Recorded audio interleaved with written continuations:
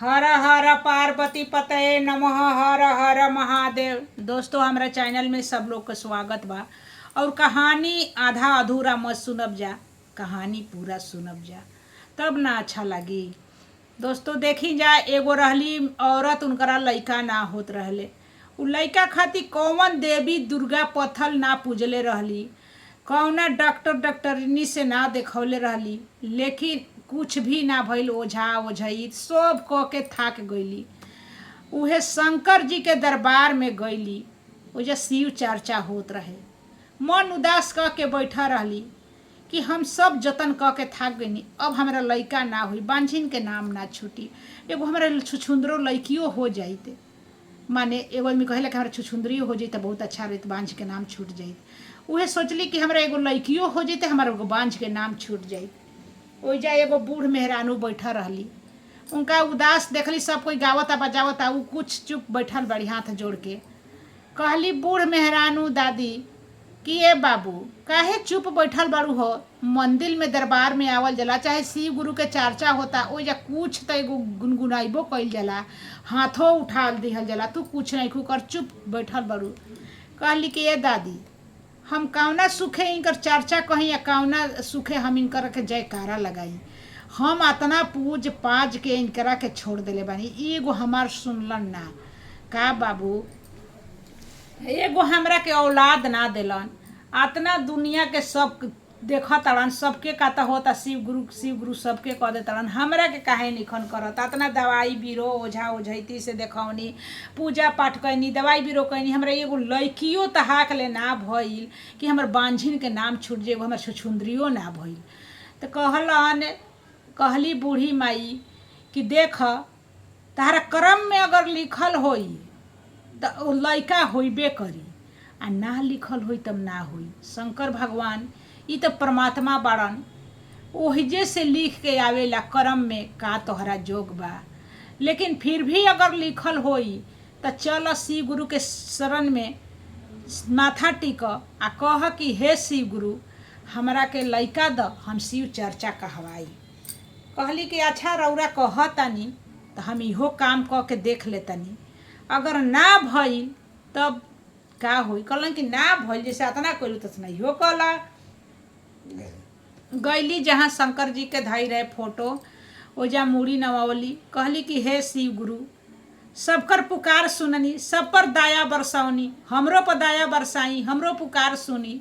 एगो हमरा के लइकियो दे देती तो गोद हमारा हरा भरा हो जाइत। हमरा के ऐसन करी कि एगो हमरा के बालक दीही कि हमर बांझन के नाम छूट जाओ। सही में शिव गुरु ओह दिना सुन लेलन। कहली कि हम शिव चर्चा राउ कहवाई, हमार लइका नीके नीके हो जाए तो शिव चर्चा कहवाई राउ।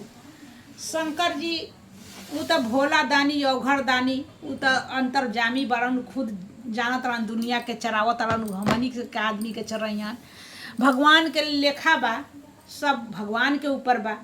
उनकरा लइका होखे के रह गई। जब लइका होखे के रह गई, 1 महीना के जब भइल, दिन चढ़ल, तो उनकरा बहुत खुशी भइल।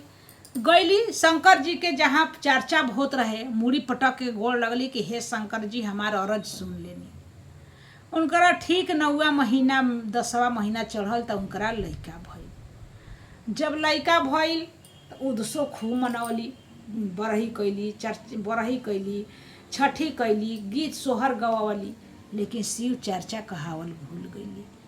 कहली फिर जब कुछ दिन हो गई, लइका जब सियान हो गई, कहली कि हे शिव गुरु रौरा में बड़ी शक्ति बा, हमार लइका सियान हो गई, पढ़ लिख के नौकरी करे लगी तो और शिव चर्चा हम दोनों पूरा कर देती। उनका लइका के नौकरियों लगल पढ़ लिख के। कहली कि हे शिव गुरु रौरा हमार लइका के शादी खूब बढ़िया लड़की ले करा देती तो रौर तीनों हम चर्चा करवैती। तो उनका लइका के शादियों हो गई। कहली कि हे शिव गुरु हमारे एगो नाती हो जाइत तो हम चारों रौरा के हम चर्चा कहवा देती, एक ही बार कहवाती। कह उनकर नातियों भइल। नातियों के कहली कि हे शिव गुरु हमार नाती पढ़ लिख के ना सियान हो जाई ना, नौकरी करे लगी तो रौर हम चारों चर्चा एके बार करा दे। नौकरियों हो गई। कहली कि हे शिव गुरु हमर लड़का कैसन करी न नाती के बियाह हो जीते नतिन पतोही आई न हृदय जुड़ा जीते देख लेती तो आ बस नतिन पतोहिया पतोहिया मिल के सबनी के चर्चा कहवाती एके बार सब पाँचों उतरवा देती भाड़ा। कहलन शिव जी की बुढ़िया लालची बनल जतिया दिनों पर दिन एगो वंश देनी वो वंशो खातिर ना करवावलस फिर कहतिया नौकरी लगा द बियाह करा द कहलन ठीक बा। लड़का के अगुआ अइलसन गंगा 7 गंगा ओह पार के जब तिलकहरू अइलसन 7 गंगा ओह पार के तो शादी तय उतने हो गई। अब पहले के युग रहे कि नाई से आदमी जात रहे जहाज ना रहे तो शिव गुरु के कृपा से शादी ओहजे ठीक भइल गंगा ओह पार 7 गंगा ओह पार नाई 7 गंगा हेल के तब जाके ओकर गाँव आवत रहे। तो गैली जा बारात साज धाज के एजाल एकदम गई ओजाल कन्या विदाई अच्छा हो गई। जब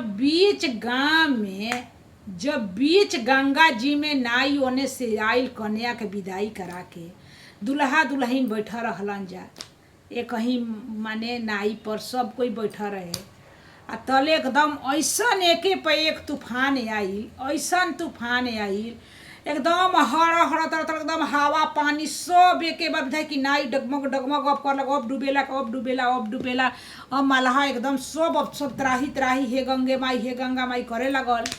जब करे लगल तो गंगा माई ले कन्या कहली हाथ जोड़ली वही में कहली हे गंगा माई अभी हमार नया नया शादी होता हम ना ससुराल के बानी ना नैहर के बानी अब बीचे गंगा जी में बानी डनाई डगमगा कता तूफान रोकी है गंगा माई ऐसे कि हमारा के कलंकित हो जाई कि बियाह भइल तुरंते नाई में डूब गई विदाई करा के हमरा के साल मत लगाई है गंगा मैया जवन गलती क्षमा भइली गलती भइली तो ना के क्षमा करी और हमरा के राह दिखाई।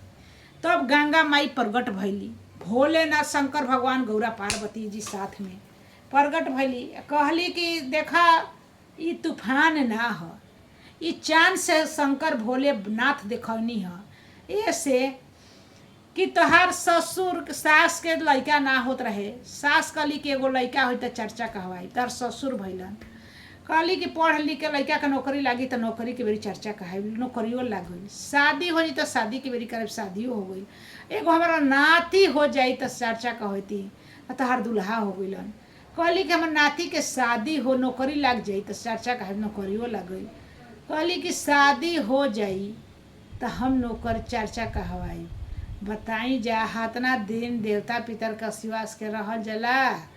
तब कहली उन कन्या बीच नाई में हाथ जोड़ के कि हे माई हे भोलेनाथ शंकर रवा जवन कहब तवन हम करब लेकिन हमार जान बख्शी एजल हमरा के जाय दी घरे ससुराल। कहलन कि कोनो बात नहीं खे तू जा आ जे सास पर छे यहाँ जिया सास ते कही ह कि खड़िका उधवनो शंकर फुसलौनो आगुर चल खड़िका उधियौनो शंकर फुसलौनो आगुर चल कहियन कि का बात तो सब तू सारा कहानी कह सुनई ह। कहली कि ठीक बा।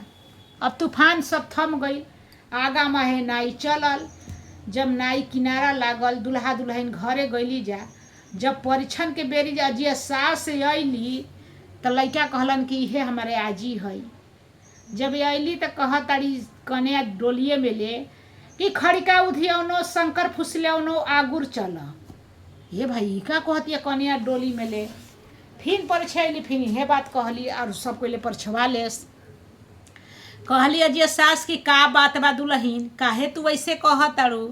कहली कि माँ जी आज हमनी के कतना खतरा से बचनी हजा रवा कगो चर्चा शंकर जी के मान के नइखी कइले। कहली कि 5 गो।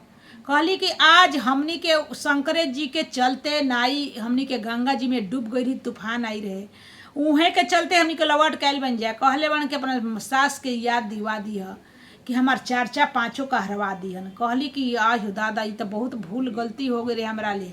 तुरंत कन्या के उतार के सत्यनारायण भगवान के कथा बचाइल जला बचवा के आ बस वही पर शिव चर्चा 5 दिन करवली 5 दिन लगातार 5 करवली। आ कहली कि हे शंकर जी भूल चुक माफ करब नाती तो देनी पर नातियों दे देव शंकर जी खूब ठठा के हंसनी कि तोहरा के हम सब कुछ दे देब, लेकिन तू जवन कहत उ तन पूरा कर। कहली कि हे प्रभु रौरे लीला बा, अगर रौरे हमरा मन में बेअपति तो हम तो सब कह देती, रौरे पूजा लेबे के ना रहे हमरा ले। देखी अपन बेजाय नहीं कहत, हमरे रौरे पूजा लेबे के हमरा से ना रहे, यही से हमार रौरा पूजा ना लेबे के रहे, यही से हमरा से रवा बिछुड़ गई। अब बिछुड़ल कहू ना रहे। तब जाके अपन अथी कहनी जा, जब शंकर जी इतना बात कहलन आ कहली शिष्या कि जाय दिए शंकर भगवान, गलती से सही माफ करब। दोनों बेटा पतोह अपन सब कोई रहे लागल साथ में। आ कहानी अच्छा लागल तो लाइक शेयर कमेंट कर देव जा। देखी जा ई देवता पितर के मनौती पूजा पाठ कर दिहल जला, मानल जला तो बहुत अच्छा रहेला। तब तक के लिए अनुमति दी जा, फिर मिलब दूसरा कहानी में। तब तक के लिए राधे राधे सभी दोस्तों को नमस्कार।